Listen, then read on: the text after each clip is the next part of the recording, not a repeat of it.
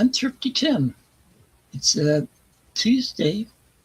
It's after 12, so it's uh, uh, it's after 12 noon here, so it must be time for uh, Tuesday afternoon with Thrifty Tim and others. Okay, I'm not sure what the others right now have. Sir James said that he'd be here, and I think Morgan did. Let me go back and check the what they said. Okay, James said that he'd be here, and Jorgen he'll be probably coming on after he gets. Uh, Jorgen will come on after he gets home from work. But since neither of them are here yet, I do have records to show today. I'm done with the E's, so I'm going to show you how the records were those because there were only around 40 or so records altogether, and so just a second. And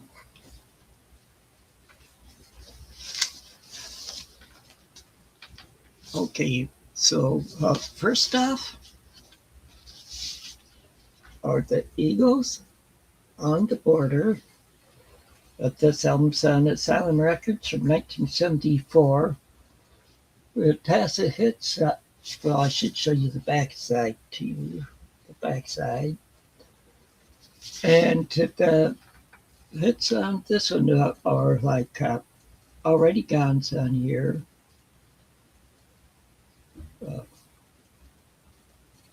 James Dean.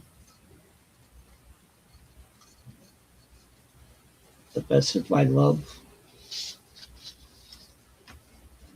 Okay. Next up, some more Eagles. This is their greatest hits, 1971 through 1975. Here's the front. And this is from 76 on Asylum. And here's the back. And the songs on here are Take It Easy. I'm here. Oh, hi, James. I've started doing my stuff already. I'm showing my E's. Ooh, I've got the Eagles album on CD. The one you're showing now. Yep. Let me make it big. There we go. Yep. The songs on here are Take It Easy, Witchy Woman, Lion Eyes, Already Gone, Desperado, One of These Nights, Tequila Sunrise, Take It to the Limit, Peaceful Easy Feeling, and ends off with The Best of My Love. Nice. Next up is Hotel California. I have that one too. And this is the gatefold. Oh, mine isn't a gatefold. It's on CD.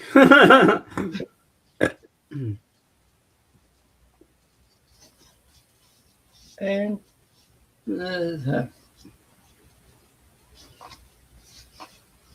doesn't give a track listing on here, but of course Hotel California's on here, and New Kid in Town's on here, I remember. Life in the Fast Lane's on here. And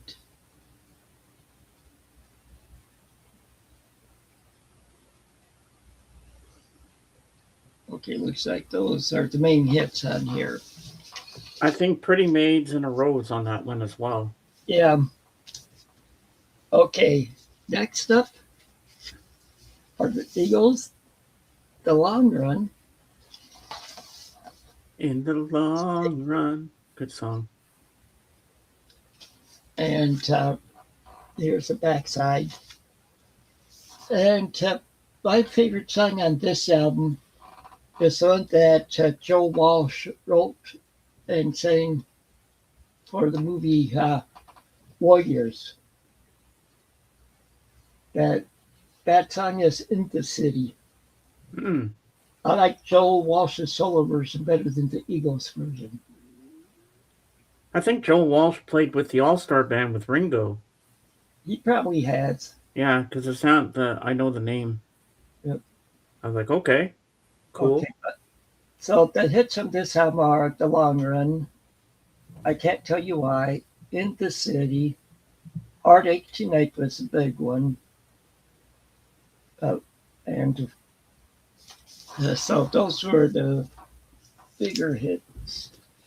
Okay, this one, not as many people will have seen before or know who they are.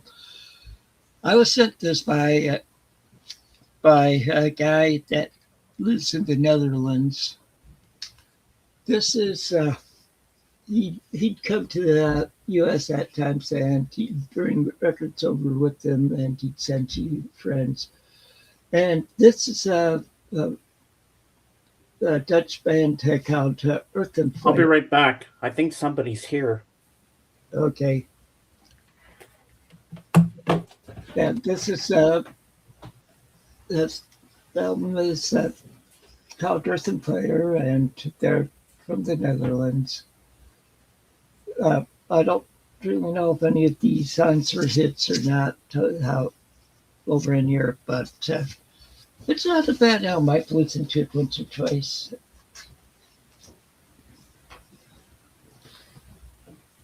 Okay, next up, Earth and Wind and Fire. This is Spirit, front side, back side. And this is from 1976 on Columbia Records. This has like Imagination on here, Earth, Wind and Fire, Saturday Night.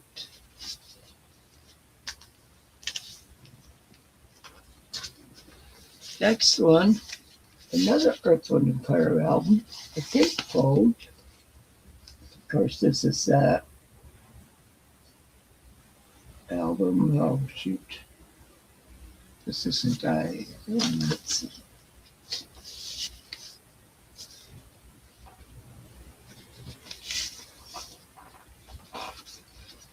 Okay, now I can't remember which album this is. I got put here. This is All in All. Okay. And okay, it's a gatefold also.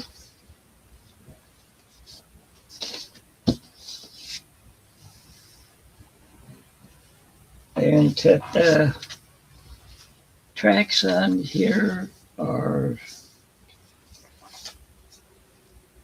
the hits that are on here are Serpentine Fire,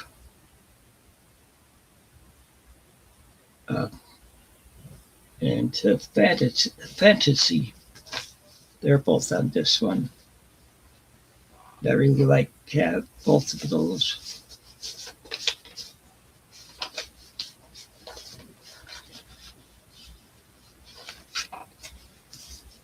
Okay, and another Earth, Wind, and Fire. This is I Am. And now for the inside, you go this way on it. And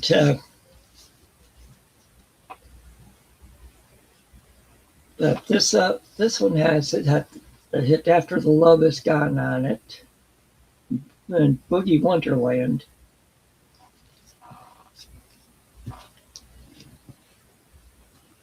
Okay, next up, the Sheena Easton self-titled album. This is on EMI America from 1981. So you the backside, and this one has a hit Morning Train on it, or 9 to 5. I'm just seeing it Oh, and she does Modern Girl on here. Okay. Now, this is one I didn't know of until I got it in the mail from Calvin Boaz. Uh, this see, he knows my favorite bands, Moody Blues, and he got it sent me down by one of the members that's our band. This is a Grand Edge band featuring Adrian Brunitz or something like that. I'm not really sure, but it's on Threshold Records, which is a Moody Blues label. There's the front side, here's the back. It's a cake. I'm just keeping it in here for now. And, well, anyway, the tracks on here are Bareback Rider, In Dreams, Lost in Space, Have You Ever Wondered, My Life's Not Wasted, The Tunnel, the huge kind of woman or something like that, and you really read that or pronounce it shotgun. Then that ends up. I think it's nothing we'd like to say. Ends off that side. Okay. So Sir James is back. I'm back. Boy, that was a waste of my time. Of she was a gorgeous blonde babe that came here, and they do insect infestations and all that, and clean up the place. I'm like, you're gonna have to come back later. I said, I'm sorry, I'm on a stream right now, co-hosting. But I told her she was beautiful, so hey, at least I got to flirt with her a little bit.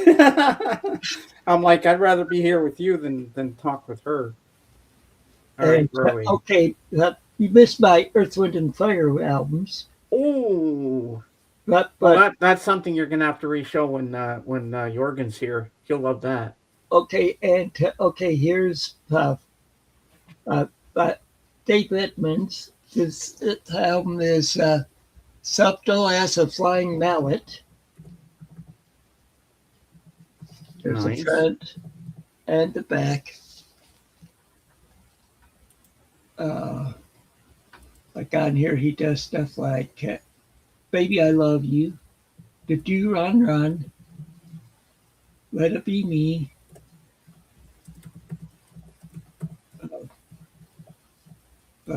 Shot of Rhythm and Blues, which is which are songs you wouldn't expect him to do. Yeah, Shot of Rhythm and Blues. I know the Beatles did it on the BBC. Yeah, well, this is Dave Edmonds. Like he was in Rock Pile, Okay. Rock Pile, and he's written songs for that others have done. And this one is another Dave Edmonds. This is Get It. It's on Swan Song from 1977. Here's the backside. On here, he does a cover of the Bob Seger song "Get Out of Denver," which is a good song.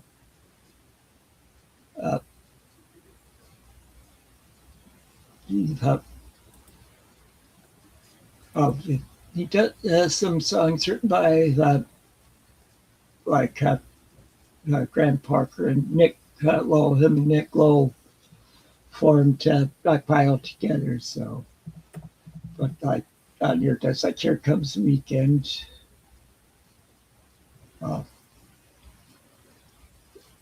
Hey, Good Looking, the Hank Williams song. He does a cover of it.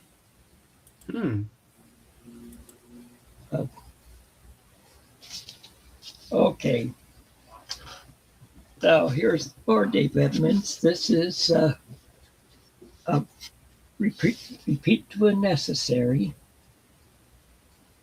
This is hard to read on the back because of the color. It's like red on top of light red on top of pink. It's from '79 or something like that on the back. Doesn't show the track listing on the cover. I'll have to pull this out. Okay, on here it has Girls Talk, which you might have heard. Queen of Hearts. Bad is bad. Now, this next one is one of my favorite of his albums, Twangin'. He does some of these are more like country songs, but he does like Singing the Blues on here and Almost Saturday Night. But the one that I like is the Racist Song on here. And trying to remember the Stray Cats sing along on that one. Ooh, I love Stray Cats. Yeah. Stray cat strut, I'm a lady's cat. Next one, the last of the Dave Edmunds albums I have is Information. This one, this album is, no, he did something, Jeff Lynne did some of the writing on here, and I think he... Ooh, Jeff Lynne, good. Yeah. And see on here, there's the hit on this one, the big hit was Slipping Away. But I also like the wrist on my wrist, or the watch on my wrist on here I like. And also, and this is on Columbia from '83. Here's the backside. So pretty much that. So being in the computer age, you could say. Okay, next is my ELO collection. Now we're talking. Just after having that Jeff Lynne did a lot of the stuff on it. Who was El Dorado? I have that album too. That formed at this album, or this group. But this is Electric Light Orchestra. This is El Dorado. But what I don't understand is why they chose that screenshot from The Wizard of Oz. That's what I don't get. Yeah. I never quite understood that album cover. But the big hit on this one is Can't Get It Out of My Head. Oh, yeah. And I can't get it out of my head. And great album. From 1974 on Jet Records. I'm going to have to Google that later and see why they put The Wizard of Oz on the front cover. Okay, the next one I have is Face of Music. Now that one I don't have. And this is on Jet and United Artists. Here's the front. Here's the back side. I can't read the year it's from. It's so small.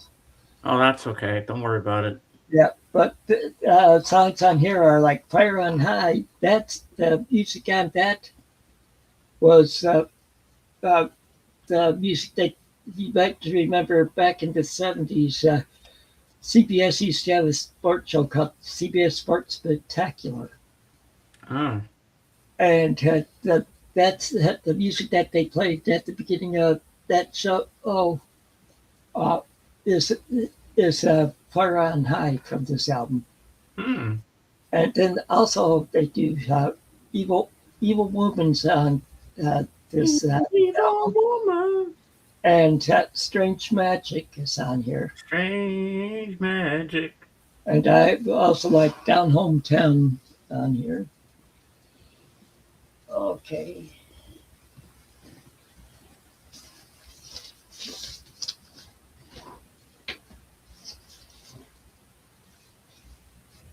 How did that end up there? I don't know.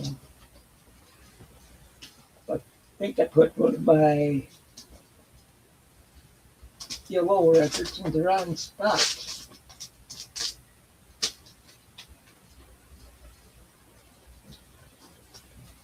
Yeah, I did. Because the ones that I've sold, I have in one pile, and the ones I haven't sold, I have in another pile. Okay. Okay, next up, Ole Yellow. All right. I This, don't have that one either. it's a compilation of some of their older stuff. It's on Jet Records. It's from 1976. But this has like Rollover Beethoven on here, which I really like. Showdown's a good song on here. Yeah. Ma Ma Ma Bill. Can't Get It Out of My Head. Evil Woman and Strange Magic are both on here. Yeah, I know what their original name was before they were yellow. They were The Move. Yeah. Okay, and here's next one is a New World Record. Okay, that one I don't have. And this one's from 76 on Jet Records. The front side, the back side. And the hits on here are Telephone Line, Rockaria, So Fine, Living Thing, Do Ya. You probably remember Do Ya.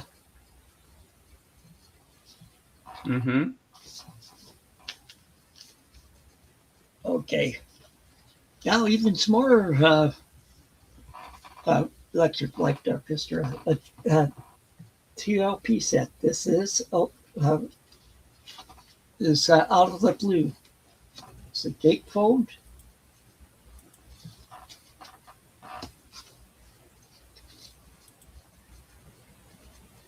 Oh, I have that album. That has my favorite song, Mr. Blue Sky. Yeah, of course. So hits on it are Churchy Stone. I like Sweet Talking Woman.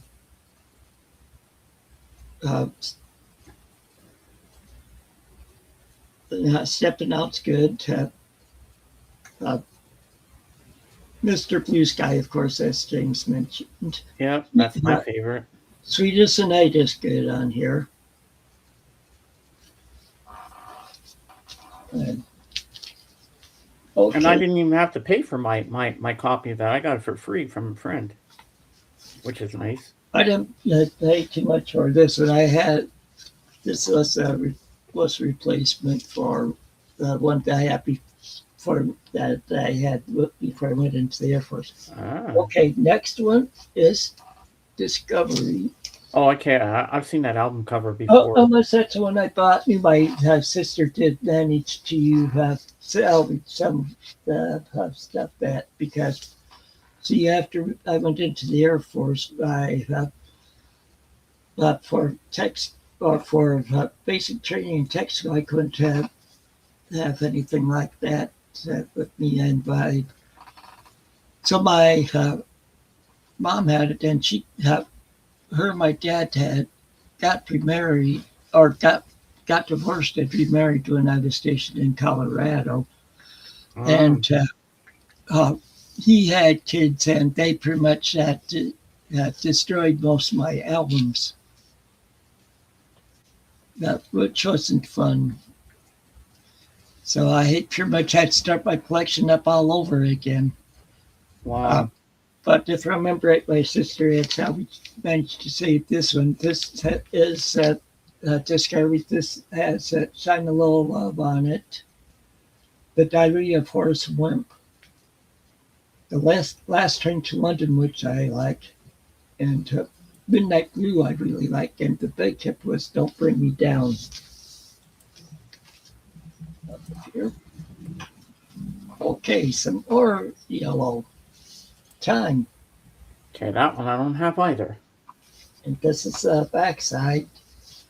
The hits on here are pretty much Prologue, Twilight. They're running together.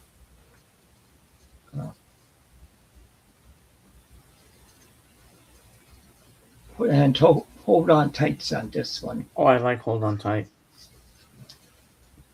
Oh yeah, and this one's from 81.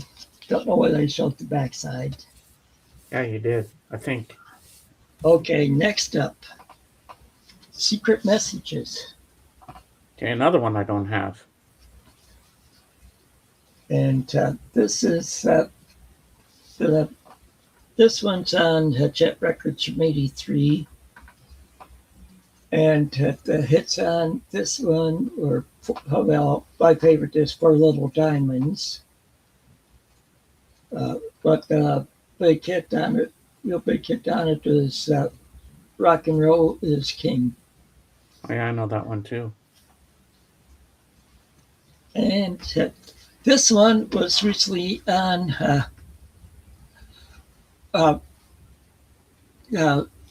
this top one that Stephen Schnee had in a recent episode of I Bet You Don't haven't heard this album, which is Balance of Power.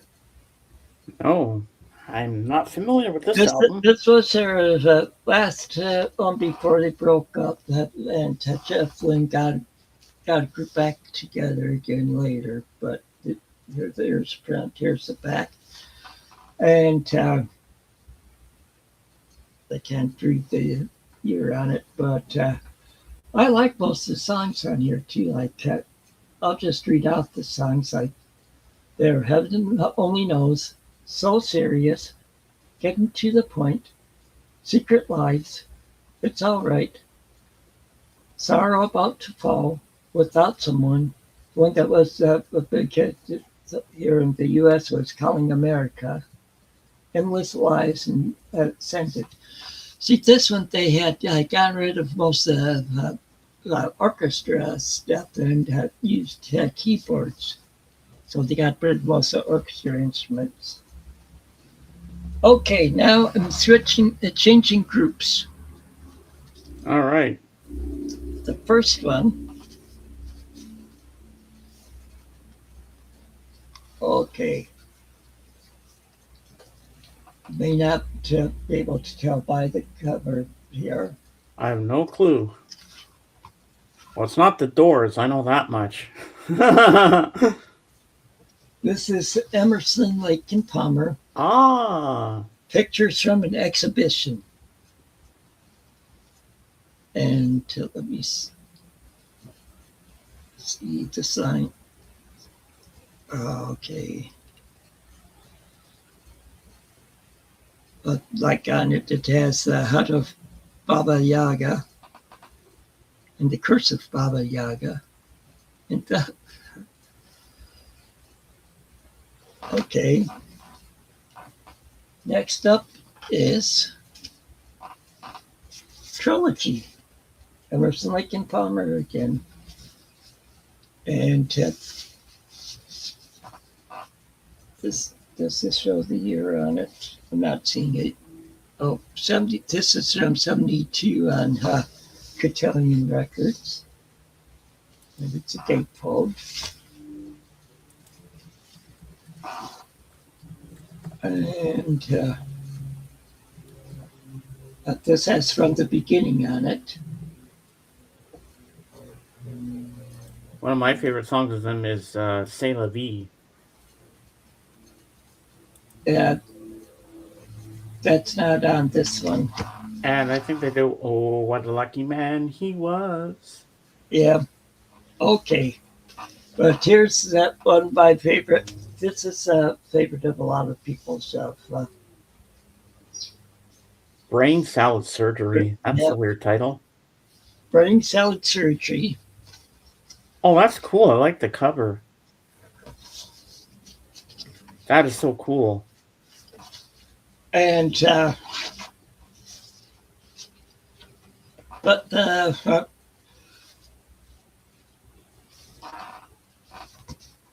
but the big hit on this one is Carnival 9. Ah. Welcome back, my friends, to the show that never ends. And Hmm. it's in parts, and this one really rocks. Oh And yeah. yeah, see, that fortunately it landed right on the cover. But Carnival 9 takes up all of one side, Wow. all of side 2. And Is it all one song? that it's separated into 3 impressions, but they just about run into each other. But then also they do toccata on this one. Ah. Okay, so now to get it back in there.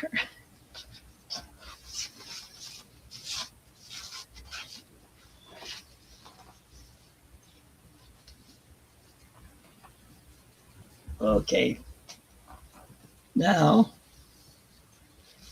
this one covers in pretty bad shape. This is Works Volume 1. This is a compilation of stuff that they've done so far. Hmm. This is Pretty on, cool. this is on Atlantic from 77. Oh, you can see the ring wear on it too. More than just string where it's ripped and stuff. Oh my god. So You yeah, gotta put that in a protective sleeve before it really falls apart. well, I know that what it's not like so because some of these sleeves it's are a little tight for like Ah. 2 LP sets and being a trifold. But on this one, on side one, it's uh, just all Keith Emerson with the piano concerto. Well, it's the band playing, but this is one where Keith Emerson wrote the stuff. Next on side 2 is Great Lake, and this is one they do say Livy on it. Oh, c'est la vie's on that one. Yeah, Nice. Oh, ho, c'est la vie. and side 3 is Carl Palmer, and So some of it's instrumental, right? yeah, some of it's instrumental, and like Keith Emerson's are mainly instrumental, Oh, okay. and then side 3 is Carl Palmer, like he does Bach 2-part invention in D minor. Hmm. And side 4 is all of them. And like on here, they do fanfare for the common man. And then they do one that called Pirates Stranded Off. But it's a pretty good album. And then the next one I have by them is Works, Volume 2. Ah. This is just one LP. And uh, this has spring salad surgery on it, maple leaf rag, and one that I know you probably like. I believe in Father Christmas. Ooh. That's a nice title. Yeah, it was if I remember right, it was a hit for them too. Well, you're singing in the right place because there is Christmas in July, so it kind of counts. Okay, now uh, uh, uh, Emerson, Lake and Palmer. Another one. This is Love Beach. This is from '78. This is the backside. Oh, I like the skyline. Pretty It's cool. on Atlantic Records. Nice. Uh, not didn't really have any hits off it. Now, now this one from the '80s, but it's not uh, Palmer on it. Emerson, Lake and Palm, and this is uh, the this had a big hit on it. Well, I should say this is on Polydor Records from the 1980s. It's a promo. Ah. So why is there a Powell now? What happened to Palmer? He left the band. I think he was with Asia Oh, okay. at the time.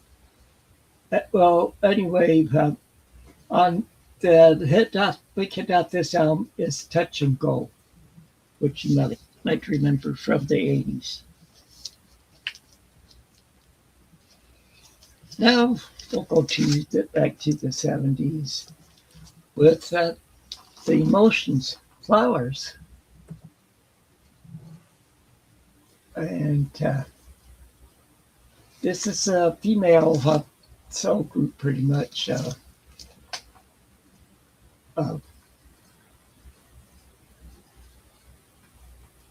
This was produced by Maurice White. So it's like from Blood, Sweat, and Tears, and I think Flowers was probably the big song from it, but I can't remember. But I got this for like $1 or less. Wow. Okay, next up, Lincoln Dan and John Portcoli. This is album Nights Are Forever.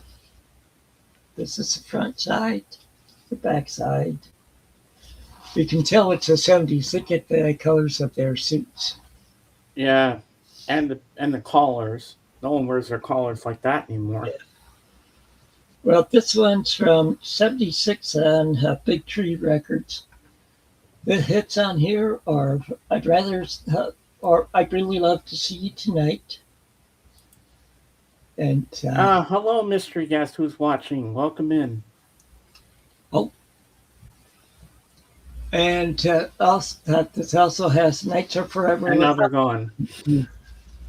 What's that? And now they're gone. Yep. Oh well. You scared them away. But I don't know if I did or not, but the song I like on the song I really like on this one is "The Prisoner." I'll tell you the truth. I've never heard of these guys before. They had big hits. Here's another album by them. They sang a lot of Miller stuff. You know the guy on the top to the left of the picture. He looks a lot like Meathead, Rob Reiner on Archie Bunker. Oh, well, I'm not sure which is which. One of them is his last name is Seals. Oh. Yes, he went on later to be a country artist. But no relation to Seals and Croft. Funny you should mention that because, wait, no, I'm mistaken there. Oh yeah, Dan Seals is related to the Seals of Seals and Crofts. Oh, okay. Or cousin, something like that. So I heard the last name. I said, "Oh, I know that last name." And but this one has like Soldier in the Ring, which is pretty good. Gone Too Far. And Those were the hits off here. Okay. Another by them. This is from 78 on Big Tree Records. This is Some Things Don't Come Easy. And that what title track was hits on for them. I'll show you the backside real quick. Nice. And I thought it was. I thought they did a cover Ringo song. It don't come easy. no, it's not that. They on here. They also have "We'll Never Have to Say Goodbye Again," and okay, that's from that one. And one more England band in John Portcoley. This is Dr. Heckle, Mr. Jive. This album's from 1979 on Big Tree Records. Here's the backside. Wow. And do I have my text? Oh, okay. No. Okay, the big hit that they had on from this one is "Love Is the Answer." And they also do "What's Forever For," a cover of the Michael Johnson hit. Okay, next up, John Entwistle. I've heard that name before. He was in The Who. Oh, yes. He was a bass player. Nice. And this album is Too Late to the Hero. So that's front, this is the back. And, Oh, inside the mouths of sharks. yeah, and this is from 1984 on Warner Brother Records. And don't think anything was really a hit off this one. But I got it at like for half price, and so it was around $1 I paid for it.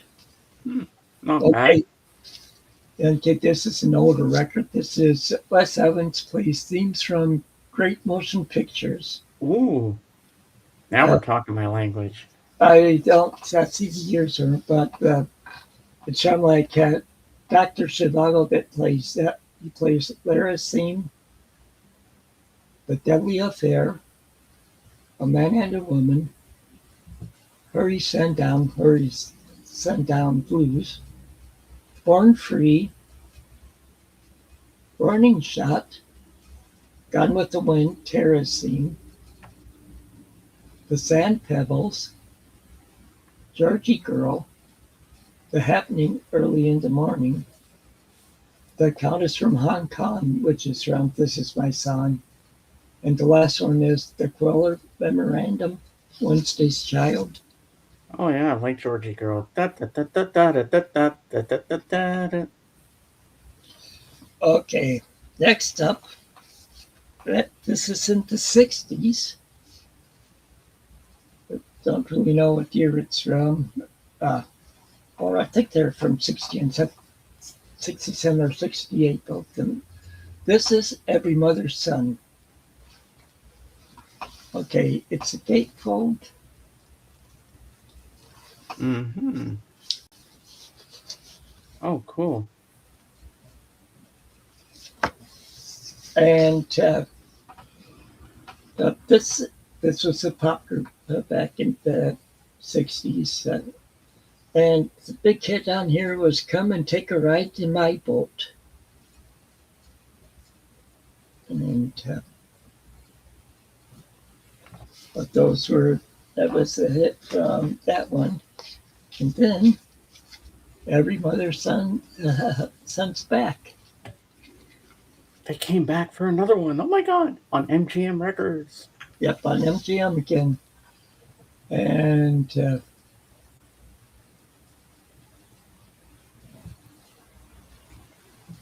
I'm not trying to remember if there was a hit from this one. I thought there was, but I can't remember which song.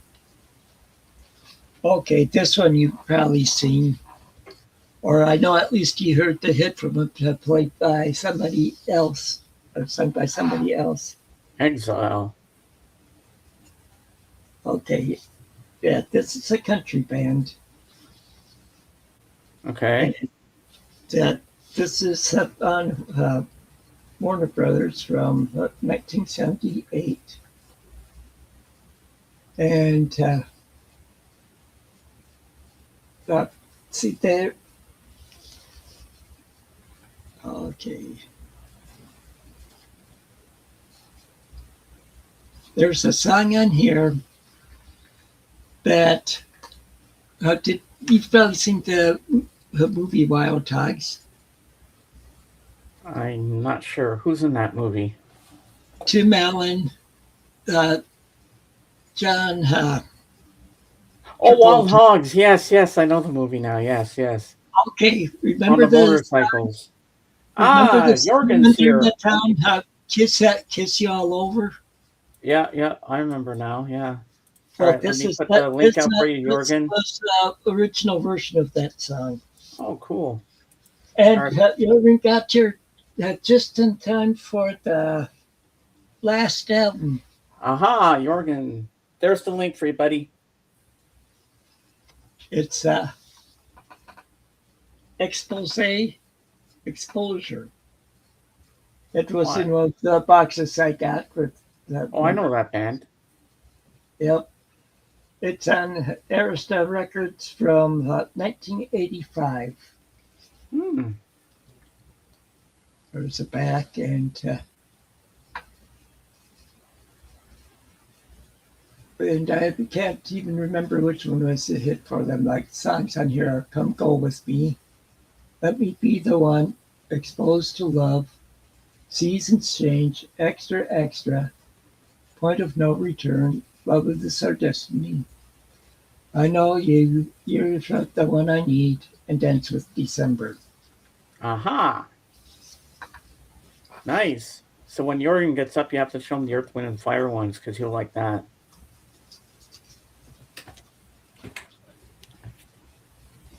All right, let me make you small for now. And as I come into view, everybody, whoo, hello.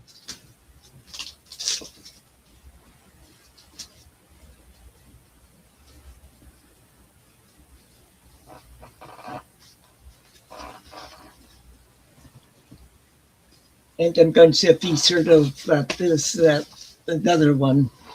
Okay. Because it's by a band from the Netherlands. Ah. A Dutch band. Nice. I'll wait till Jorgen gets up. But do you know what today is? Today is a very special day. Can you take any guesses, Tim, what it is? The anniversary of your shows, or? No.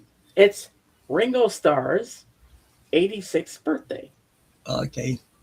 So he wants everybody at 12 noon, wherever you are in the world, whatever time it is, like for you, like if it's noon, wherever you are, he wants everybody to just say, peace and love, peace and love.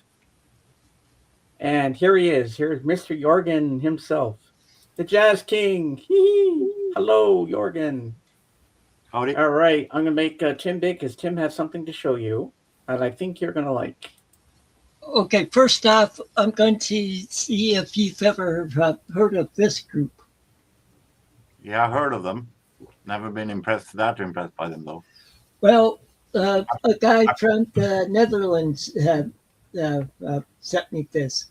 I prefer when you have a little wind in it. Yeah, well, you might remember Peter Bootsman. No. Oh, you don't? Okay, he's from the Netherlands, and he's. I only know Peter Bootsroyd. He is on Dock Street.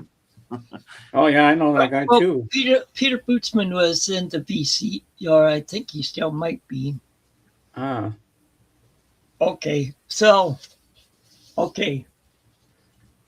I have that one. Yep. It's a great one. Classic. I have that one. Yep. Classic. I have that one.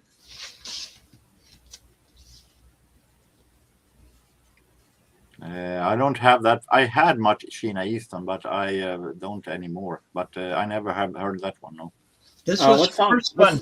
Yeah, what songs are on that one on Sheena Easton? Morning Train and Good Monte one. Girl are on here.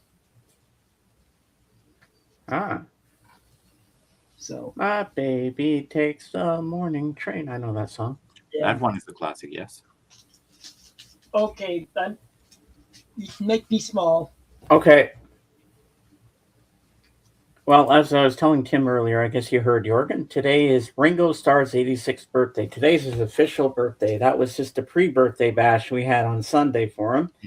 And I went on Danny's channel on Sunday night. I was the first person that was on camera to wish Mr. Beckham happy birthday. After I dropped off, guess who came on, Jorgen? You're not going to guess. Rachel. I was going to guess that. Yes. Rachel came up and she was being nice about me. She said, "Oh, it's nice to see Sir James Bowiano, Sinatra, blah blah blah." And she said it was nice to see him up here wishing Mr. Beckham happy birthday. She was really nice to me. I was like, "Wow, that was a shocker, you know." But that was really cool to see her there. And She wasn't sober. I don't know if she was sober or not, but she was very polite. I And mean, everything. if she wasn't sober, then she was nice. Well, you know how nasty she can rip into people sometimes. Even Eddie Perez was up there. Remember Eddie? Yep, I have him still on Facebook. Yeah, me too.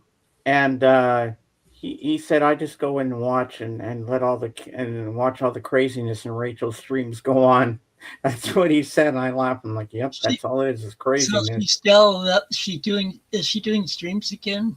Yeah, she's back in action, and I think she does it every Sunday morning. But I don't watch. I don't even bother going there anymore. Yeah. I couldn't even care less either.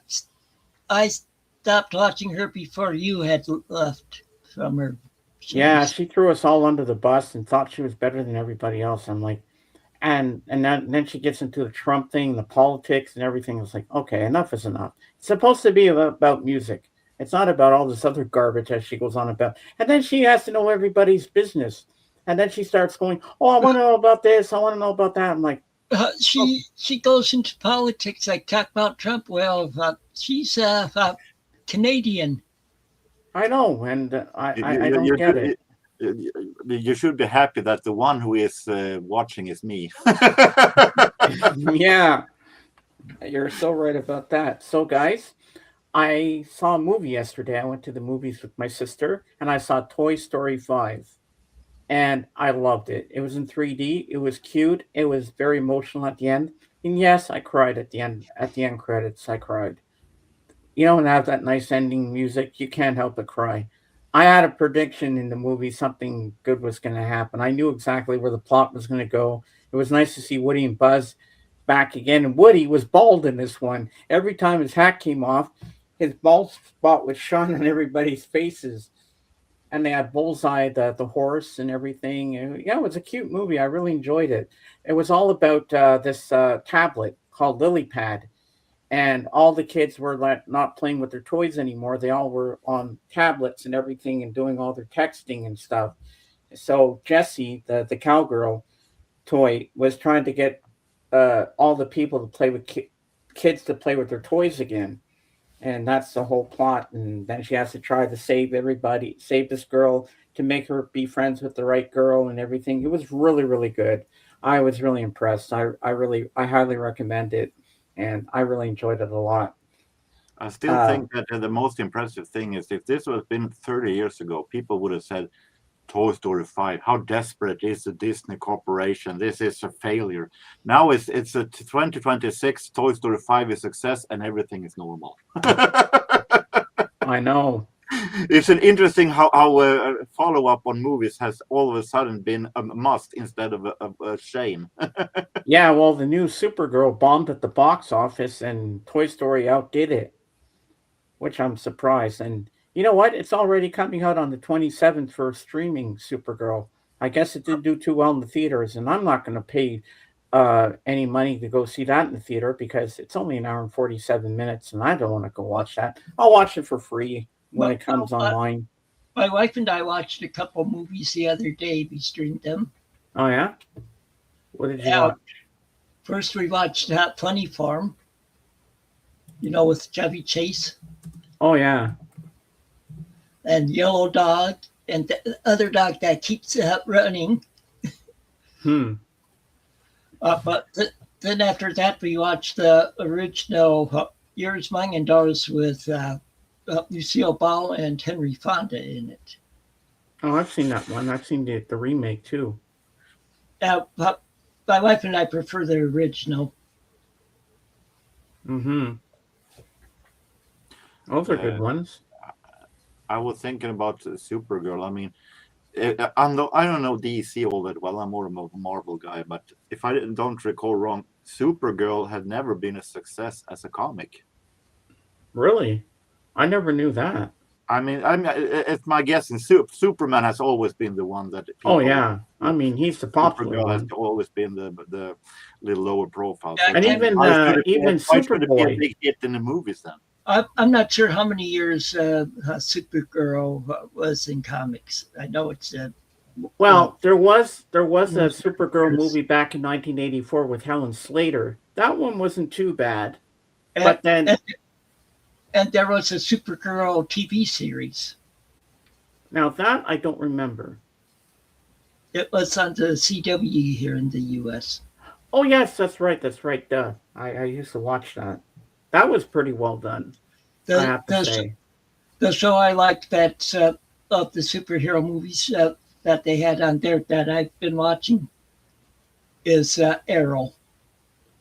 Yeah, I still need to watch that. And there's one coming out July 17th that I really want to see in the theaters. It's directed by Christopher Nolan, the guy that did the Dark Knight series. I want to see it. It's called The Odyssey, with Odysseus and all the Greek mythology. That looks really good. And I heard it's a long movie, about 2 hours and 52 minutes long. And I want to see Spider-Man, Brand New Day or whatever it's called. I want to see that one as well in the theater. That looks really good. So, Jorgen, what's your you have your theme today? Reboot. What? Well, I love Spider-Man. Yeah, so do I. But I prefer if they had one Spider-Man instead of 9 million. Well, I'm still going to go watch it because I love Spider-Man. And I'm going to bring a ham sandwich with me because... I actually watched the movie. You did? Which one? Not this week, but previous week when we was here. I watched a cartoon called Freddy the Frog, or Freddy as Frog 00. Freddy as 00 Frog. Okay. It was an Australian James Sarbecky or something like that. That he took 20 years to make this cartoon as a cartooned James Bond spoof of a son to a prince to a magic king, and the magic king's sister, the prince aunt, who is evil, killed the king and transformed him into a frog. And instead of being a frog, living a frog life, he decided to move to the city and become a secret agent with a frog face. Oh my God. And then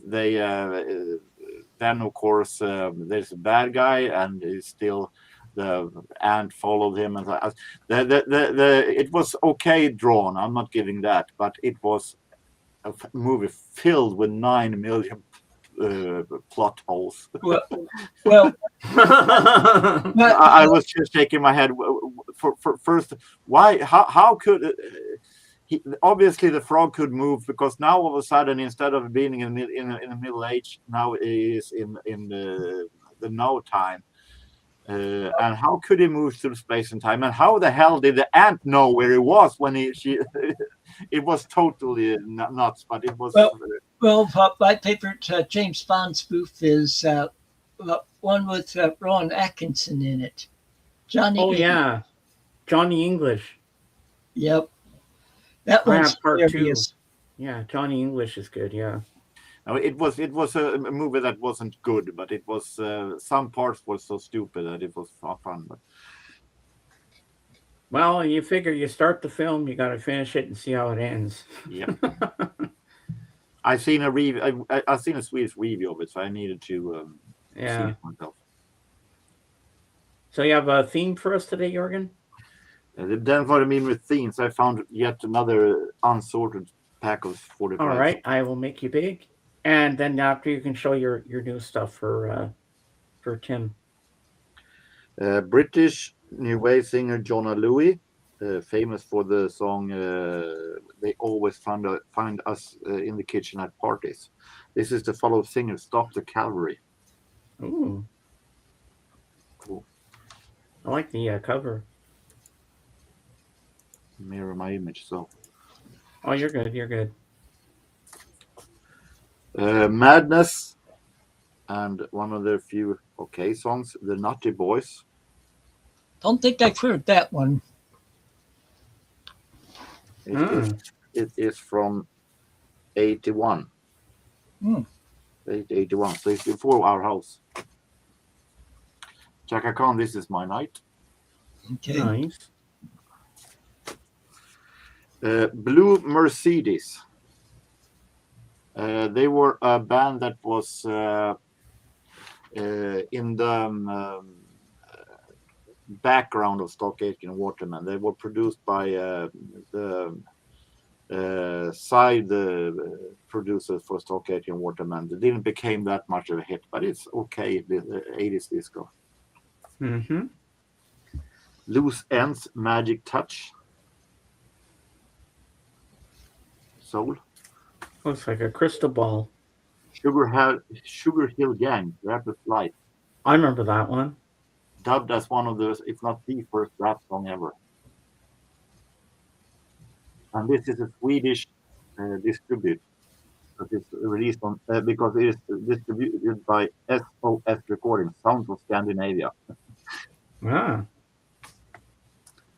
This is Herbert Leonard, and my French is a little bit rusty. Puissance et Galore.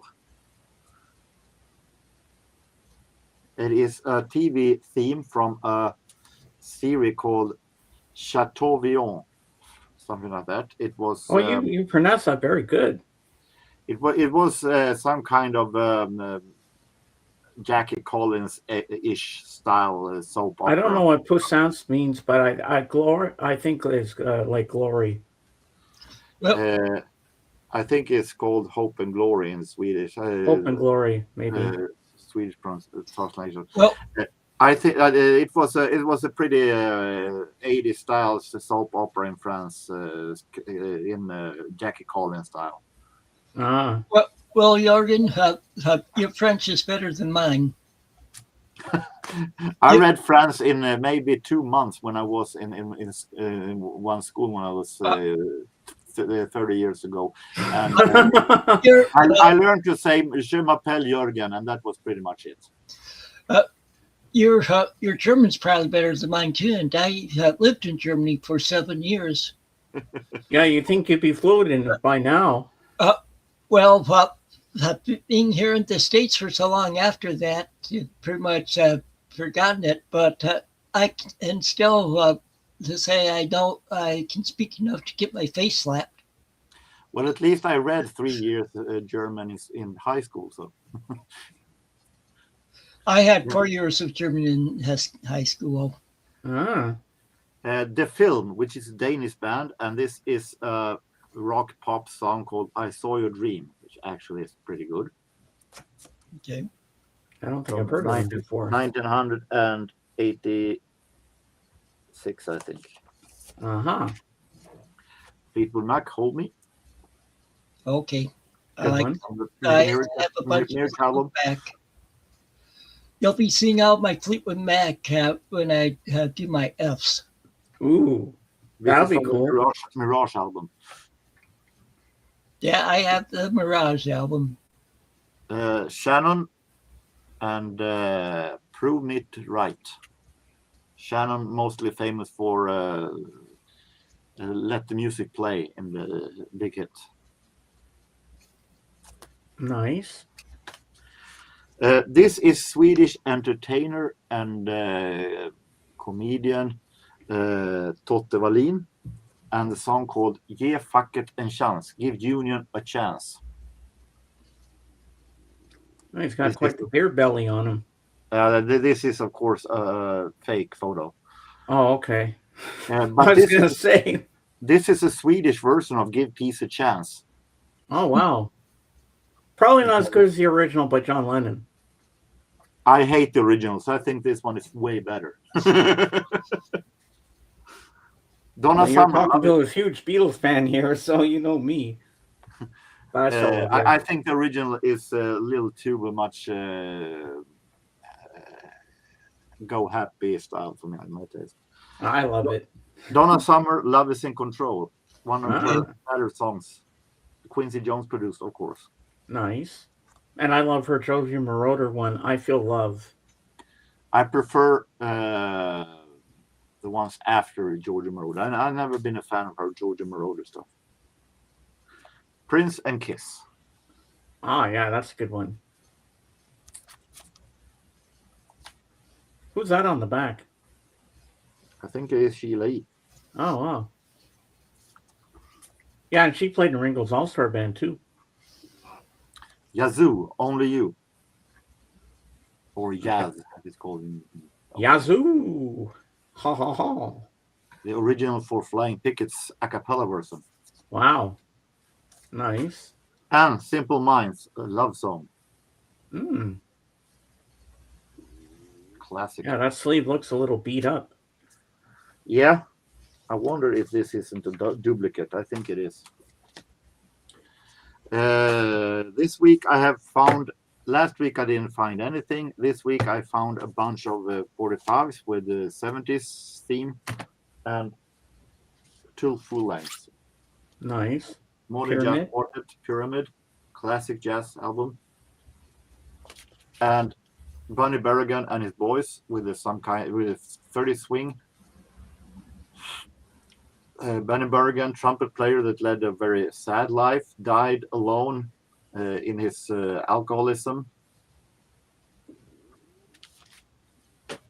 Very young. Wow.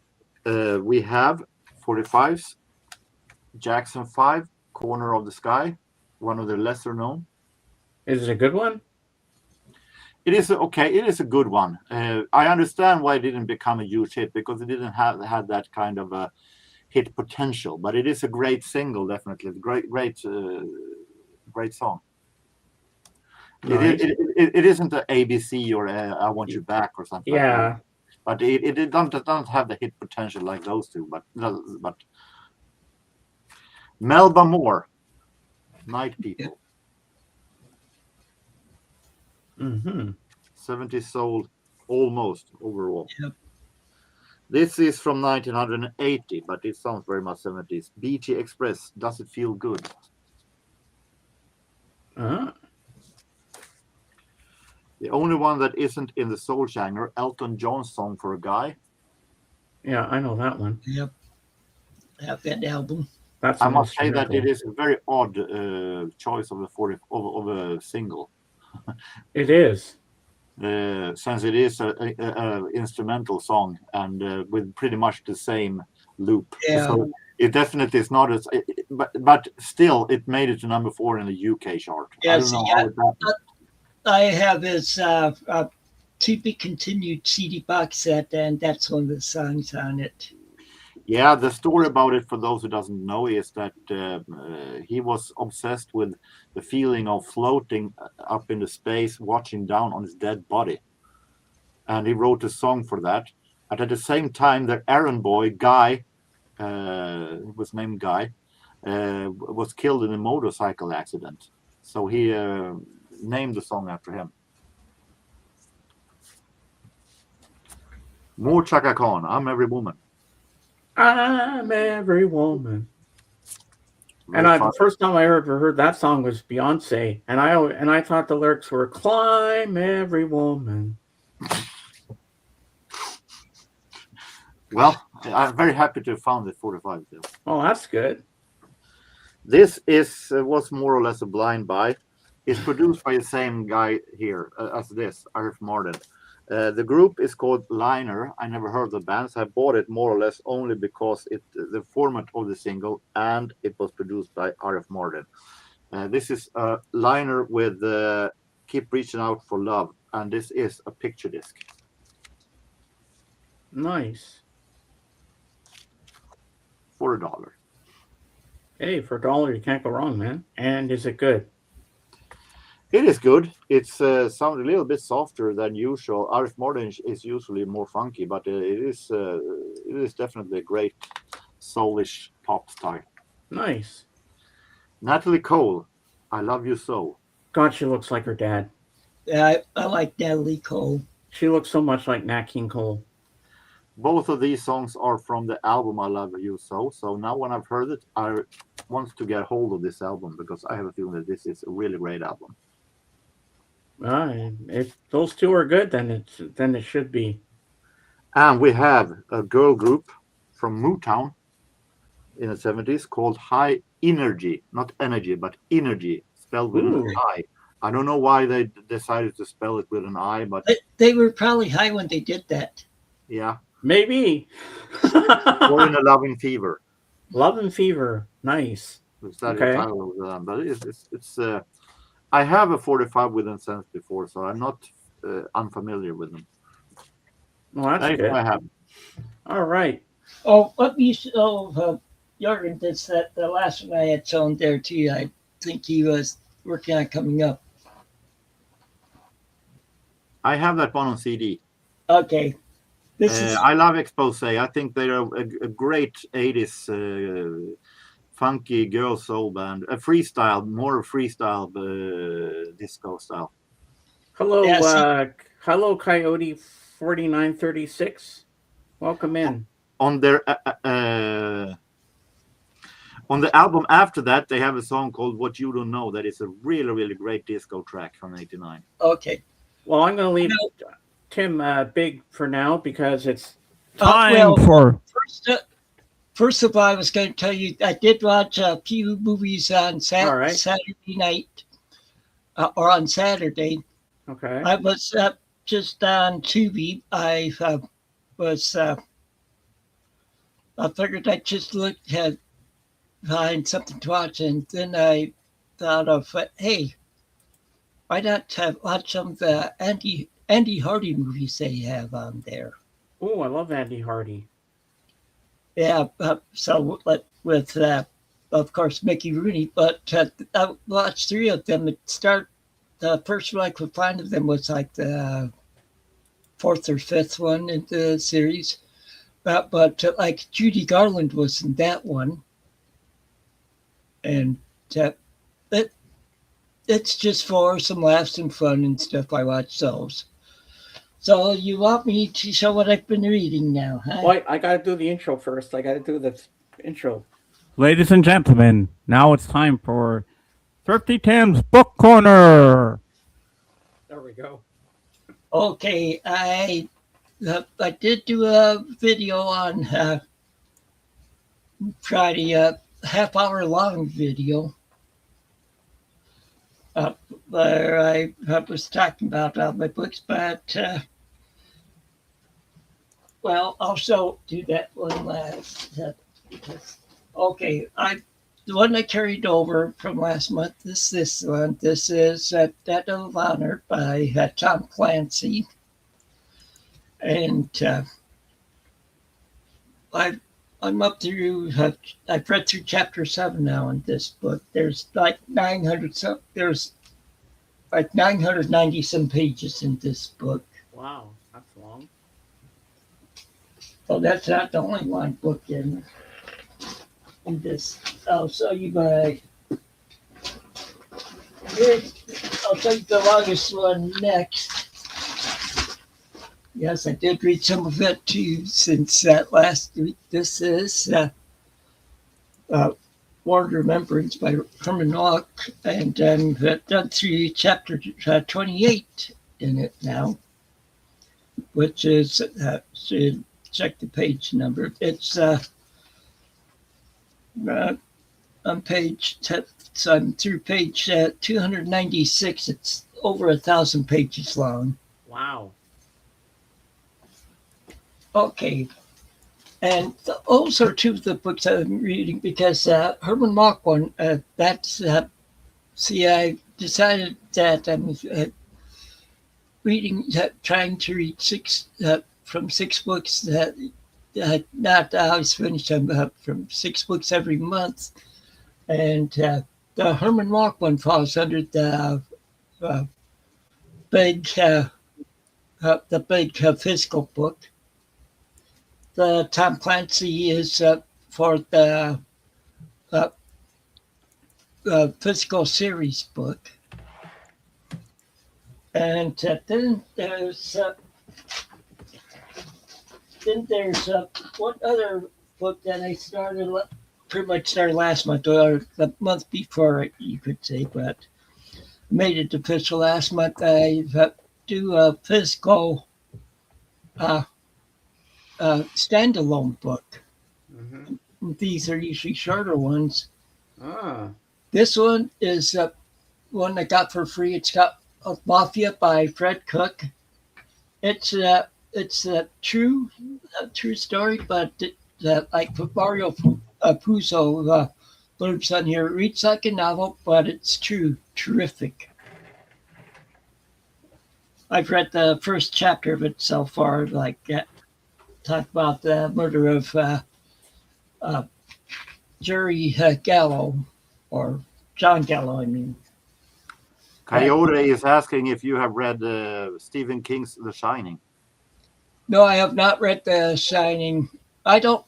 There's certain Stephen King ones I stay away from. I'm not much into horror. And I can't recall that I ever have read a Stephen King novel. I'm horrible at reading as it is. So no, I have not. Okay.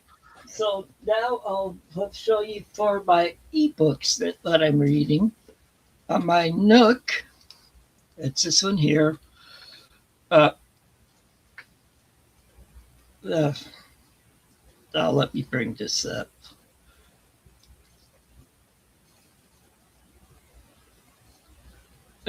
Okay, so on the Nook, I'm reading. I have to go all the way.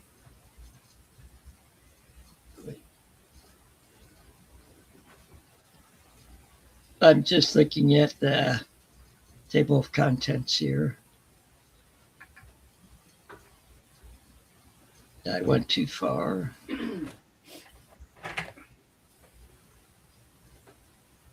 Okay, this is on my Nook. I'm reading a book by. I down here I have a bunch of books that mainly mysteries that were written by Mary Roberts Reinhardt. Most of them are in the around. All these are in the public domain. On this, I'm reading the Man in Lower 10, which is a mystery I've read. One I've read before. It's about a guy that gets killed on a train. And that's what I'm going to say right now about it. And so that's what I'm reading on my Nook for my Nook read.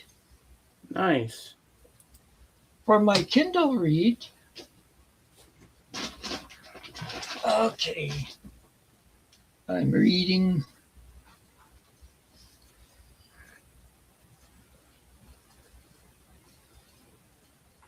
bringing it up.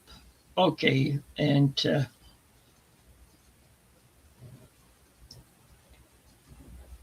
I'll check that. Okay, this is the second Hardy Boys book I'm reading. Oh, cool. Which is The House on the Cliff. This is a original uh, pressing of it because later on with Hardy Boys books, they rewrote them to attract boys from like the 60s and 70s more. But so I'm reading the original version of the book. Nice. And then the sixth one is a new project I started. It's I'm doing one that I called Thrifty Tim's Public Domain Reads. And these I read a public domain book. I'm reading them on this my 10-inch tablet here. Mm-hmm. And so the public domain are all books you can download for free, but their copyrights expired and stuff. Oh, wow.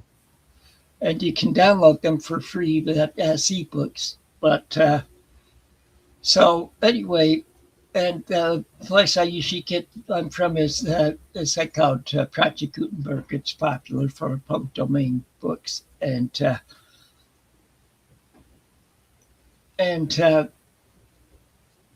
I decided to do this. Start the series called Thrifty Tim Reads Public Domain Books.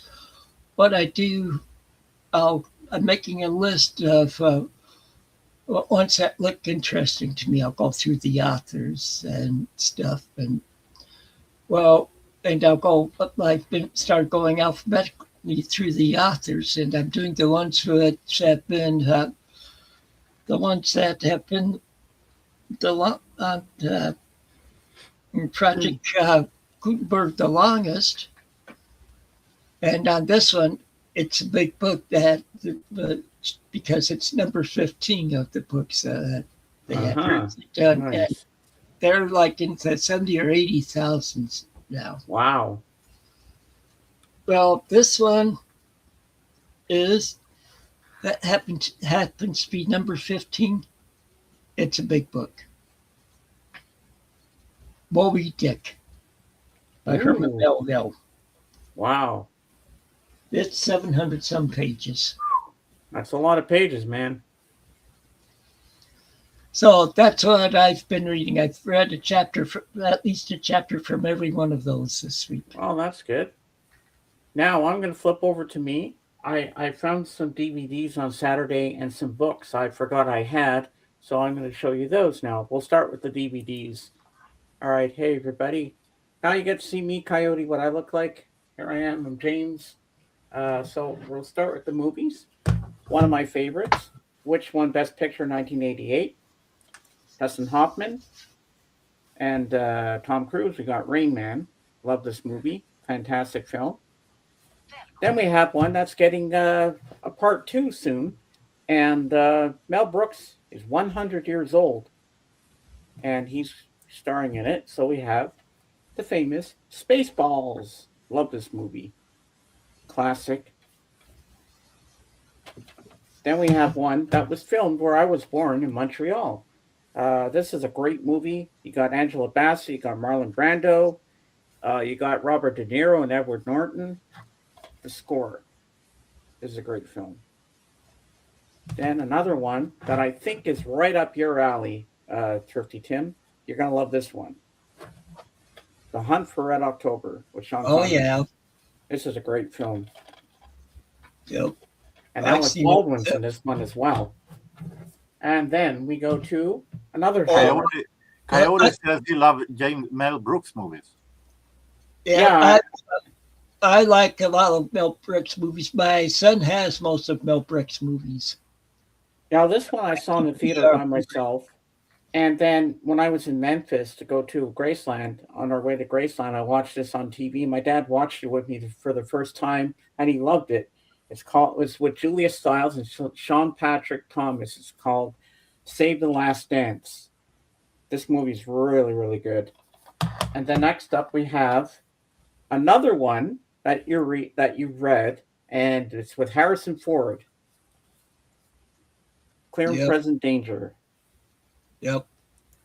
I'm And past next up- those on it.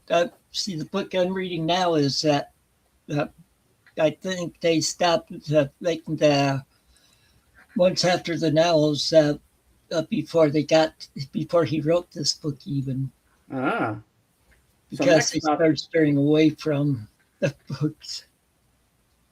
now this one was made by Andrew Lloyd Webber. It's a musical, and it stars Madonna and Antonio Banderas and Jonathan Pryce, and it's directed by Alan Parker. Evita. Okay. That's the scene where she sings "Don't Cry for Me, Argentina." Yeah. And next up, Well- we have. Well, Oh, I wait. have a Carter's album where Karen Carter sings it. Oh, yeah?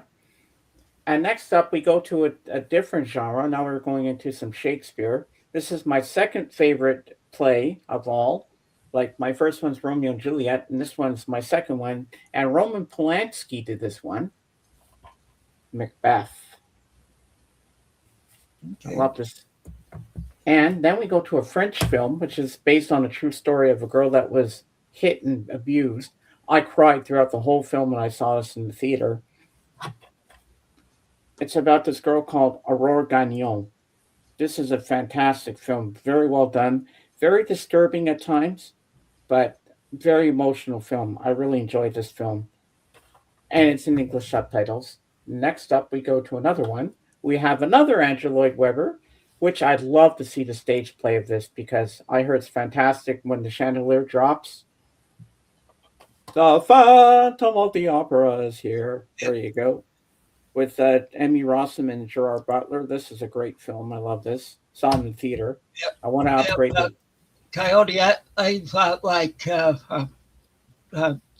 Jesus Christ Superstar. I have the soundtrack for it, or I have multiple copies of the soundtrack, I should say. Yeah. Now this is a double feature.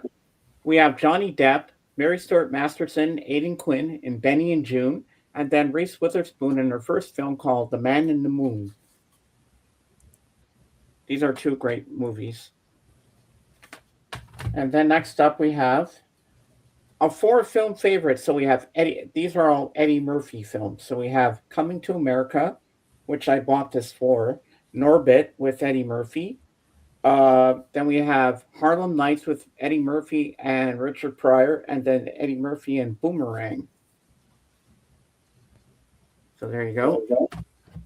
And next up, we have the movie from Australia, which I saw in the theater. This is a really good film from 2002. In the Ways of the Ancients, she found a hope for the future. It's about whales. It's called Whale Rider. This movie is really good. And last but not least, we have the famous one from the 70s, where Chevy Chase, when he plays golf, he goes, "Ma, ma, ma, ma, ma, ma, ma, ma, ma, ma. Ma, ma, ma, ma, ma, ma, ma, ma, ma." We have Caddyshack with the golfer. Remember this one? Oh yeah.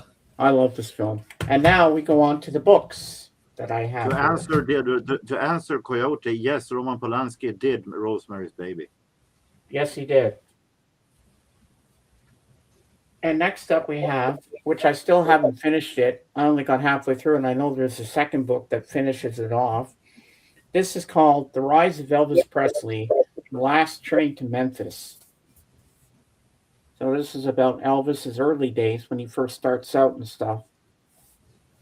Then we have one I started, but I lost my bookmark, so I don't know where I was, so I have to start it again. This is he's one of my all-time favorite actors. He's a hero to me. Clint Eastwood.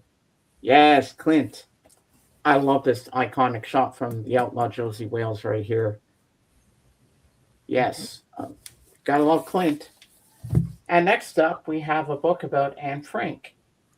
This is called Anne Frank, A Portrait in Courage by Ernst Schnabel.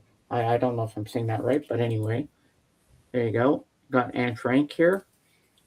And next up we have, this is the definitive edition, The Diary of a Young Girl, Anne Frank. which I've read. This one is more informative than the original diary was. And there's a critical one, which is very expensive, but I'll never get that one. And this one was a hard find.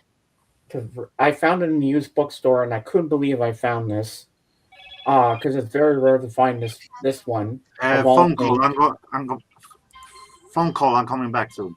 Okay, and this is by William Peter Blatty. We got The Exorcist. Yes, I still need to read this. And next up, we have a vampire series I've been reading. I don't know if this is the last one because I haven't read it yet. The Fiery Heart. And these are all the series. And this is from the Vampire Academy movies. And I've read all these at the bottom. I've read all the ones that are on the back here. All of them. I've read all those because I love vampire stuff. And next up we have... Oops, I better move this out of the way so you guys can see. I was going to ask, is your sister and brother-in-law back from their cabin? From the cabin? My sister is because she had to work today. Okay. But he's still up there with the cats. So, but I'm staying here because I have to do my streaming and whatnot. So I'm happy here. So have you been doing a lot of reading with them being gone? Not yet. I'll get back into reading soon enough. I got to get back to my Paul McCartney book there, Wings. So this one I picked up in a used bookstore, and I thought it looked interesting because I believe in angels and stuff. So this is called A Book of Angels, Reflections on Angels Past and Present and True Stories of How They Touch Our Lives. So this is A Book of Angels. I'm looking forward to reading that at some point. And you had Mafia before you showed. Well, look what I got. Da, da, da, da, da, da, da. We got The Godfather. I have that too. Yes, The Godfather, Mario Puzo. Isn't that a coincidence? Because when you showed the Mafia book, I said, oh, I got to go get my Godfather because I got to show you that. And then we have a couple more books here. Coyote says that the scariest movie ever is Exorcist. Yes, it is. And I own it on Blu-ray, the director's cut with the spider walk sequence where she comes down the stairs. Well, see, I don't watch or read horrors much because of from when I was little. But a cousin of mine was babysitting us. My mom and dad had gone somewhere. Well, anyway, then he put on the movie The Birds, the Alfred Hitchcock movie. And that just gave me nightmares. Like, I even tried watching it one day, like a year ago, and my wife was watching it some, and she said, turn this off. The Birds, the Yeah. noisiest movie I've ever heard, because those birds are like, they're so annoying after a while with the noise. I'm like, shut up, birds, shut up. So this last book I'm going to show you here, I also have a great big book of the works of Shakespeare, but I'm not going to look that up because it's too heavy. So this one is one of the many different takes on the Arthurian legend. So this is called The Mists of Avalon, the magical saga of the women behind King Arthur's throne by Marion Zimmer Bradley. So I want to get into this book at some point because this looks really good. And I love medieval stuff, so this looks like a really good book.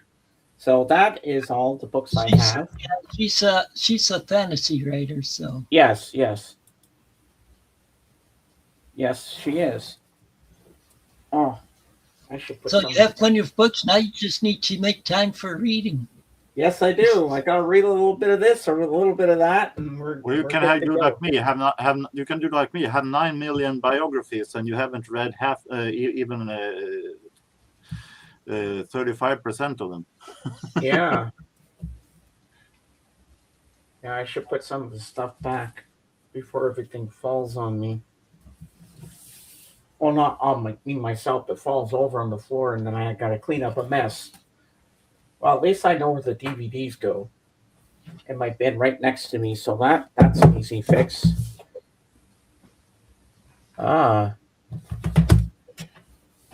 Yep. I've never seen Rosemary's Baby, to be honest with you. I should watch it, but I just never had the chance to. And of course, I have this. This is the big box set for it, but it wouldn't fit on my shelf, so I had to take the actual Blu-ray out. Monty Python and the Holy Grail, the 40th anniversary. And Oh, in yeah. here, you get all these cool little things inside. Because you can actually, there's a thing on the back. You flip this thing, and you can catapult animals over the castle wall. I'll show you the inside of this. It opens from the side here, and then this slides out like this. And the Blu-ray was inside here, but it's on my Blu-ray shelf because this thing wouldn't fit. It was too big. So this is a little thing that you slip in the back there, and you can catapult the things over the wall. Here's a little booklet that comes with it, and it shows you how to do it. And here's all the little animals. See, a little cow. Then you have a little duck. Then you have a little pig. And then you have a little goat or a ram or whatever this is.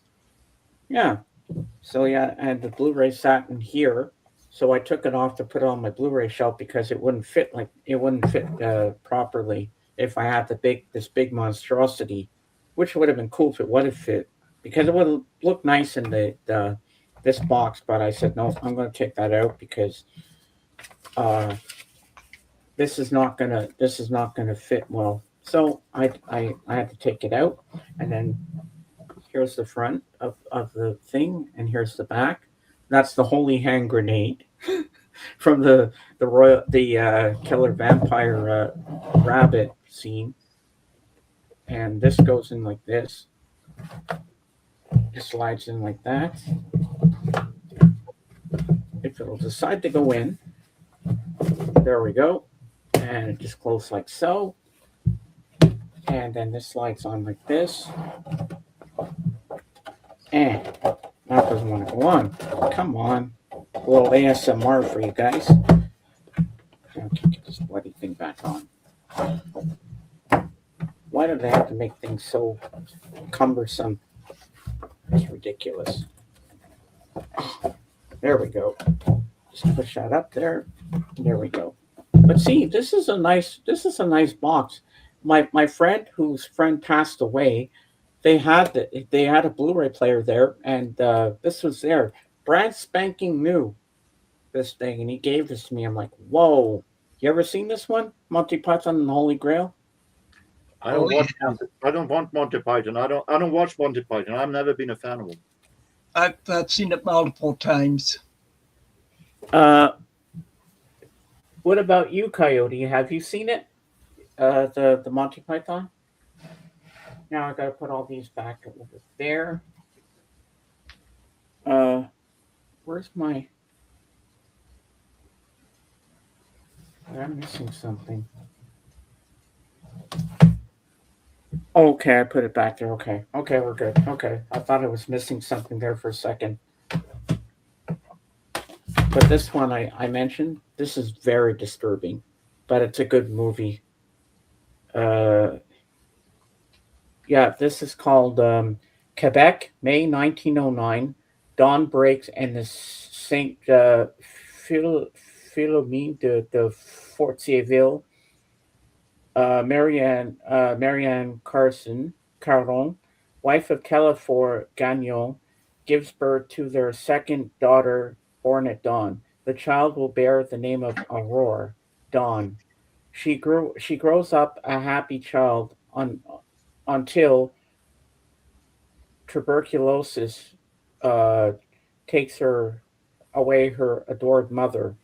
Everything collapses in the young girl's life. Telesphore Gagnon, widowed, only a week, falls under the spell of his attractive cousin Marianne Hood, and marries her. Marianne settles in the house and rules the small family with an iron fist. Slowly, her dark side takes over. The people of Saint Philomene de Fortierville stay silent as they slowly witness increasingly strange events in the Gagnon household. The young Aurore Gagnon dies. The coroner's inquiry will reveal she died from blood poisoning brought on by abusive treatment and numerous wounds on her small body. The famous and hugely uh, mediated trial of her parents follows the story. Follows the story will make the entire country shudder with horror. The film shows the social reality of Quebec during the early 1900s, rarely seen on the big screen. The people of Saint Philomene, who chose to abide by the rules of Omerta, will finally have their true story told. And I saw this in theater, and I cried throughout the whole film. I was sobbing. My whole body was shaking. I came out. When my dad came to pick me up after the film, I just ran into his arms, crying and crying and crying. I couldn't stop. But I bought this film because I thought it was a very well done film, and I love anything historical. So yeah, that's one of my films that I kind of really like a lot. Coyote says that he likes Monty Python movies and he got to see Fall Leaf play at theater in Houston a few years ago. Oh wow!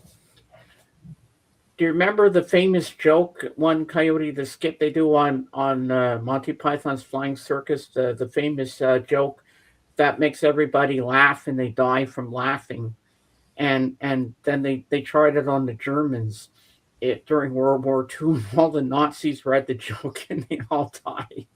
It was so funny. We are the knights who say me. And then there's the Dark Knight that they fight. This guy fights him. He said, and he cuts off his leg, and he says, "It's just a flesh wound." Or the scene where all the dead people, because that was a big thing in the medieval days, in the Dark Ages, people were dying of different, like typhoid and stuff like that. Bring out your dead! Bring out your dead! And there's this old man goes, "I'm not dead yet. He's halfway dead." And then they knock him out, and then now he's dead. So you got to understand British humor to really enjoy that film. But I think it's hilarious. I love that movie. That's why I don't like Monty Python. I never understood British humor, at least not that kind of humor. Well, I watched Monty Python back in the 70s. They shot them on the PBS station. And now for something completely different, and another show I liked with John Cleese was Fawlty Towers, which I have the whole series on DVD. I like Fawlty Towers. I agree with that. Now I like Manuel.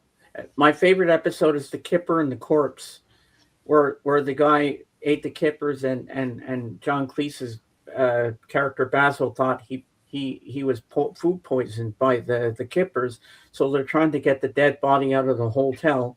So when his wife Sybil got home, she wouldn't know. But actually, what happened? It turns out at the end, he died of natural causes, and he thought it was from the kippers.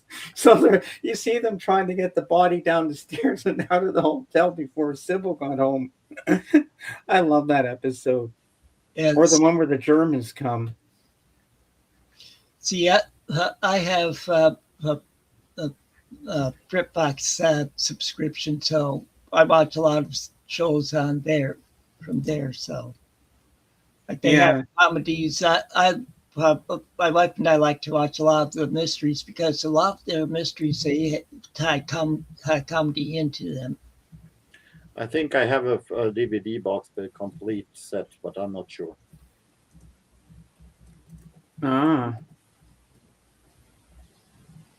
Of what? Fawlty Towers? Yep. There was let me grab mine. I'll show you mine. Let me get it. It was only 2 seasons, so. Let me get mine. I can show you mine. Now I hope these books don't fall down. That's the only thing I don't want to happen. So how's your week been, Jorgen? Well, it's been okay. It was raining yesterday, and it's been a gray day today, but windy. Yeah, it was raining over the weekend here. Yeah. Bring out your dead. I'm not dead yet. All right, here we go. Fawlty Towers.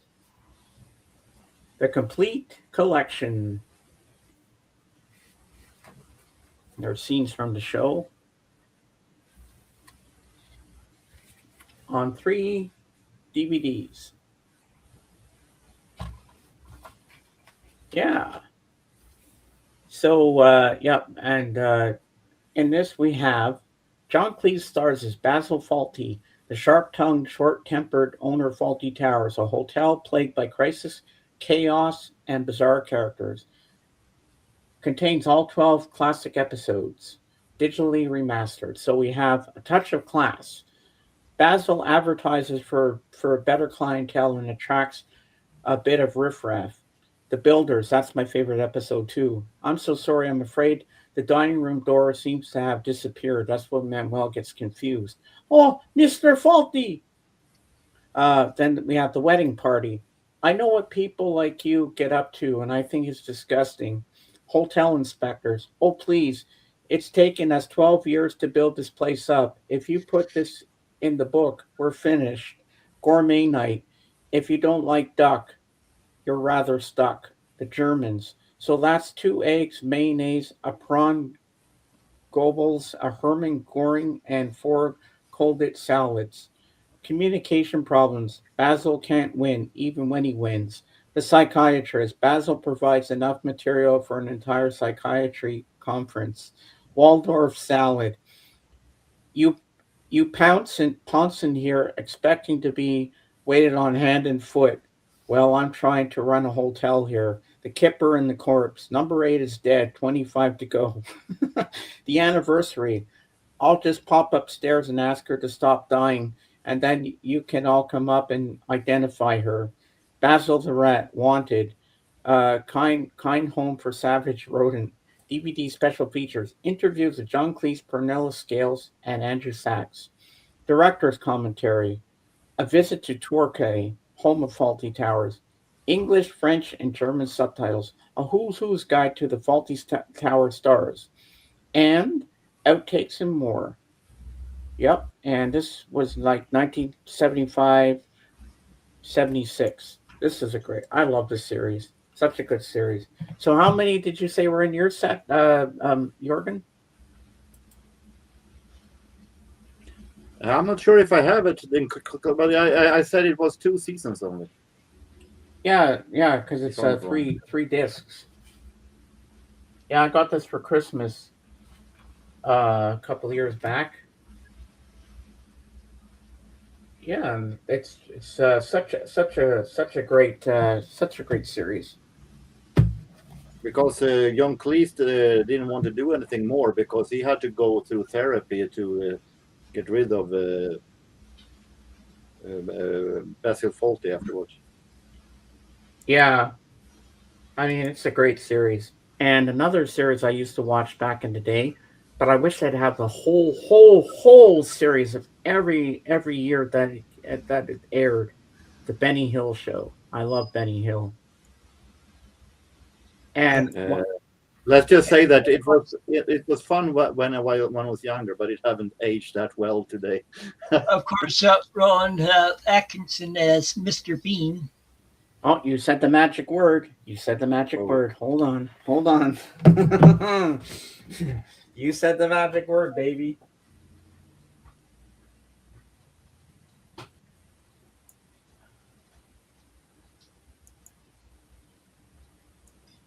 Sorry about the noise out there. I had the window open some to let some fresh air in here, and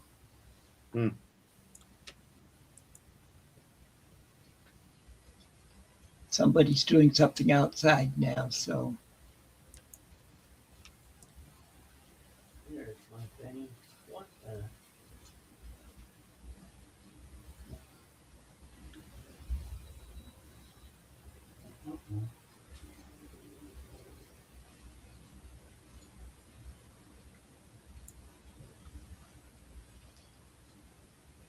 how's the weather there today?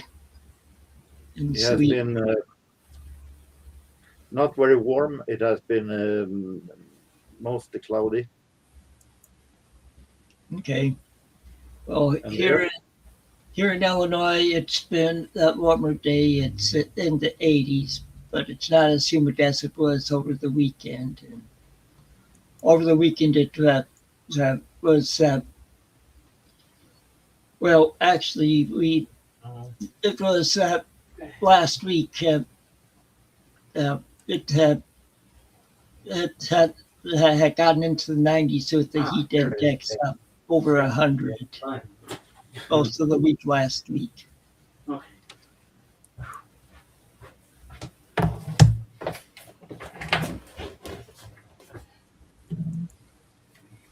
I was staring at the shelf for a while, and I'm like, "Where's my Mr. Bean?"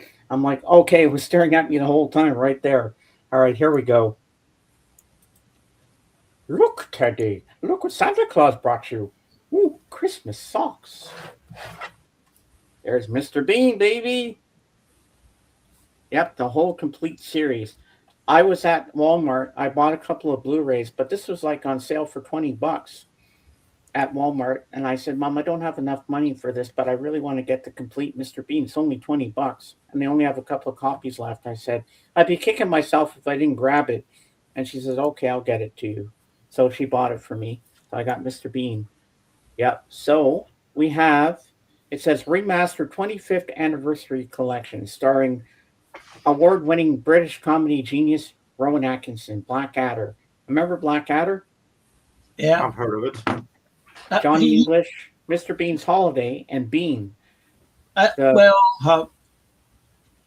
He also did police comedy. I think it's called A Thin Blue Line. Oh, yeah? Oh, wow. Yeah. So, where was I? Okay. The Mr. Bean internationally acclaimed TV series and 2 box office hit films continue to enthrall audiences worldwide and maintain his universal popularity. Remastered and included in this DVD set are all 14 episodes of the landmark original series that introduced Mr. Bean to an adoring slapstick, awkward world. Relive the timeless Mr. Bean, the hapless, rubber-faced clown who never fails to leave a trail of merry mayhem and side-splitting laughter in his wake. So we have special features, missing scenes, turkey weight, armchair sale, marching, and playing with matches.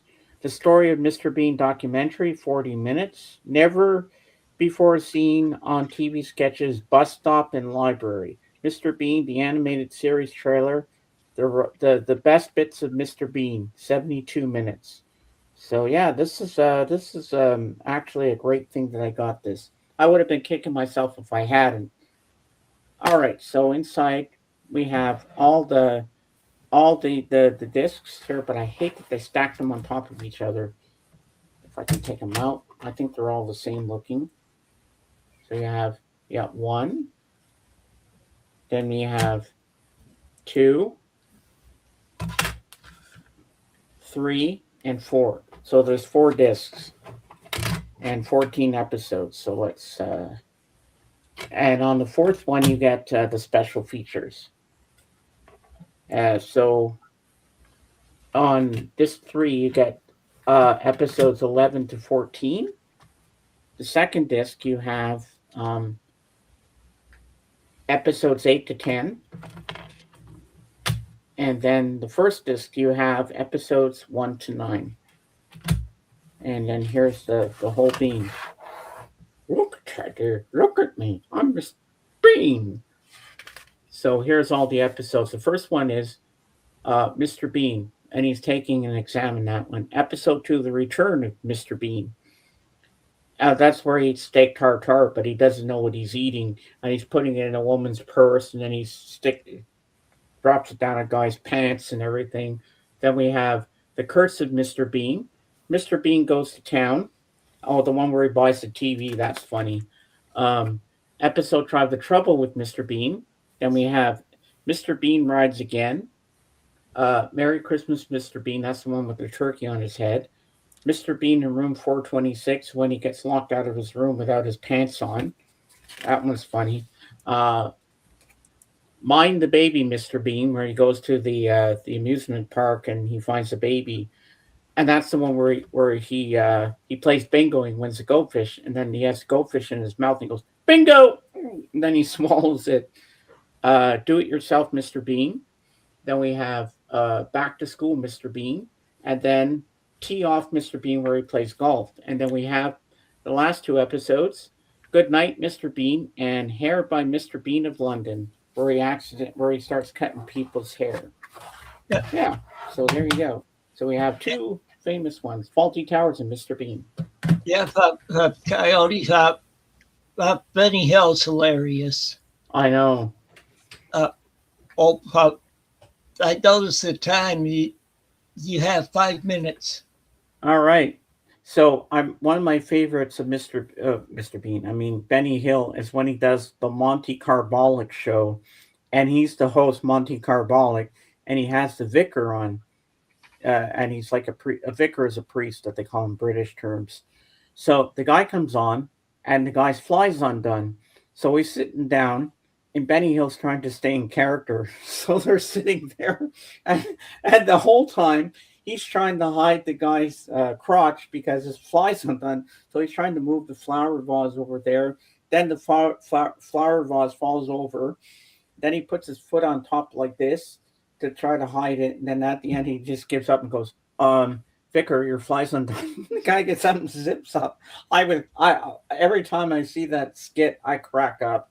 It's so funny, him trying to hide the guy because his fly was undone. Yeah, I love Benny Hill. Jorgen, did you freeze? No, I'm here.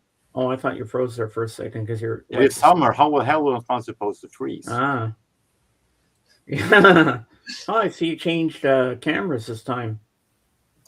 And if you look at Genesis video to all the things everything she does video, Benny Hill is featured in that. Oh wow! Anything she does, that video Benny Hill is featured in. And he's also in the movie Chitty Chitty Bang Bang with Dick Van Dyke. He's the toy maker in that. Okay. And I remember when he dressed up like Nana Muscuri, and then he did Kenny Rogers, and he says, "I just want to be in your band." And I love this Mr. Chow Mein. Hello, me bloody old rook. They all crapping for me. Where they did the Chinese. I'm going to also say that Mr. Bean has never been in my wheelhouse. I have a hard time with this fumbling humor when they just go in fumbles and everything's supposed to be funny. I prefer when people are funny verbally. Like Robin Williams. Yeah, stand-up comedy stuff and so on. Groucho Marx. Yeah. Uh-huh. Well, another classic that I love is Charlie Chaplin. He's pretty much the same also. He's fumbling humor. But he's so well done. He does it so well. The Gold Rush is one of my favorites, where he has to eat the shoe because he ran out of food. And then you see the camera sliding the cabin back and forth because they're on a cliff and the wind's flowing around them and everything. So, and another one I like is Modern Times. That's a good movie too. I was going to mention that show, Benny Hill. Yes, Benny Hill. I love that one. And then there's one where they do the Chinese Opera Company. And then Henry McGee, the guy that interviews Benny Hill a lot on there when he plays his character as Captain Scuttle, he goes up to one of the other guys and he goes, "Hey, you." And he says, "How you know my name?" Because they're the Chinese Opera Company. Hey, you was his name. How you know my name? Or the one where they do the song, "Keep young and beautiful if you want to be loved."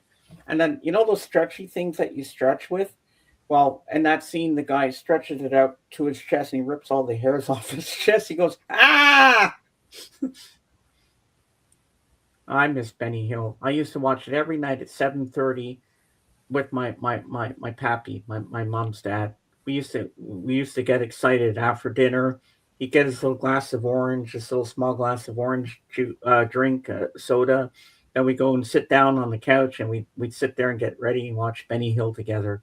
I miss those days. You can definitely say that a lot of those stuff Benny Hill did would not last long in today's PG era. No.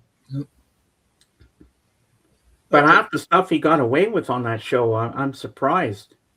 It was a totally different era in the 80s and 70s. It was definitely more well loved back then. Mm-hmm. I mean, look at Samantha Fox. I know.